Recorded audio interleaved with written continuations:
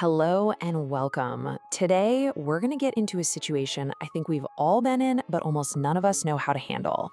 You know, when you're a passenger in a car or a cab, and it's just going a little too fast for comfort.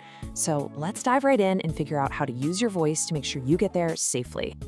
You know that feeling, right? Your knuckles turn white gripping your phone, you find yourself pushing an imaginary brake pedal into the floor, and you're just sitting there thinking, should I say something? Is it rude? Trust me, you are not the only one who feels this way. It's a super common experience, but it actually points to a much, much bigger problem. And yeah, this number really puts it into perspective. Just in India, auto-rickshaws are involved in nearly 30,000 crashes every single year. So that feeling of being uncomfortable, well, it's connected to a very real, very statistical risk.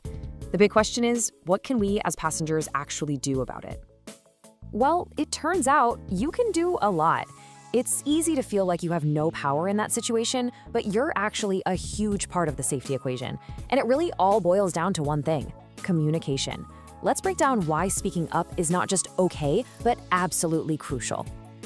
So here's what's really interesting. Research shows that most professional drivers are actually pretty responsive to what passengers say.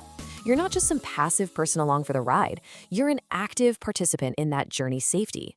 A lot of the time, a driver might just be on autopilot, not even realizing they're making you nervous. A simple, gentle reminder from you doesn't just make your ride better, it helps them be a better driver and helps build a safer road culture for all of us.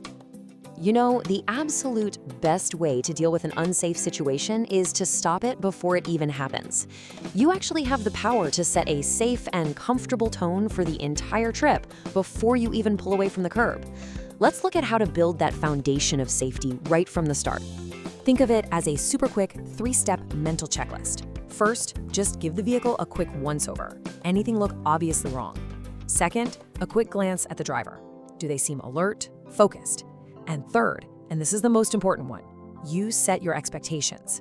This is where you can proactively create the kind of ride you want to have.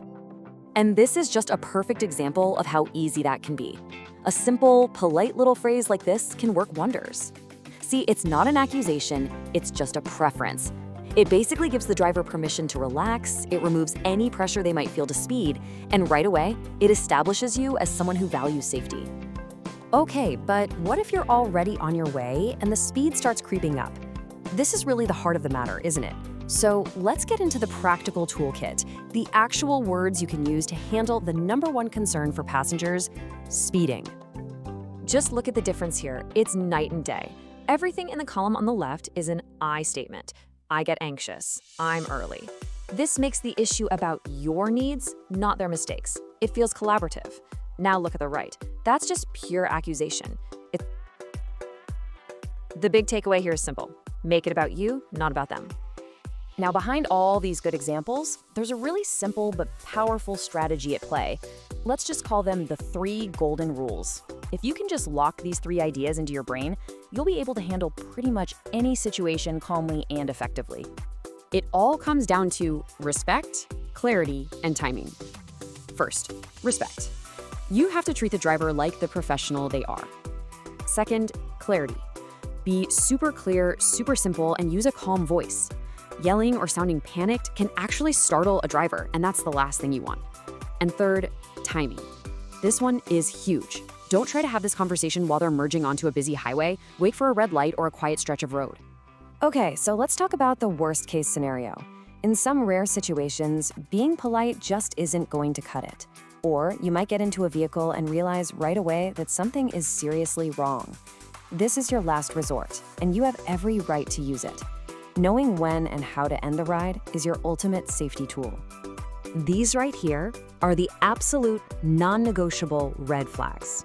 If you see any of these signs, if the driver seems impaired, if they're screaming at other cars, if they flat out refuse a simple request to drive safely, the time for polite conversation is over. Your priority has to shift from communicating to getting out of there. Your safety is not up for debate. And if that happens, here's your action plan. The most important thing is to stay calm. First, ask to be let out in a safe public place, like a busy shop or a well-lit area. If they refuse, don't panic. Wait for the car to stop naturally, at a red light or in traffic. Then, get out quickly and move to a safe distance. Once you're safe, that's when you call a friend, family, or the police for help. This is all about taking back control of your safety calmly and decisively. So at the end of the day, it all comes down to this. Being a passenger does not mean you have to be passive. You have a right to a safe journey, and now you have the tools to stand up for it. By being prepared, being polite, and being firm when you have to be, you protect yourself and you actually help make the roads safer for everyone. So the only question left is, are you ready to use that voice?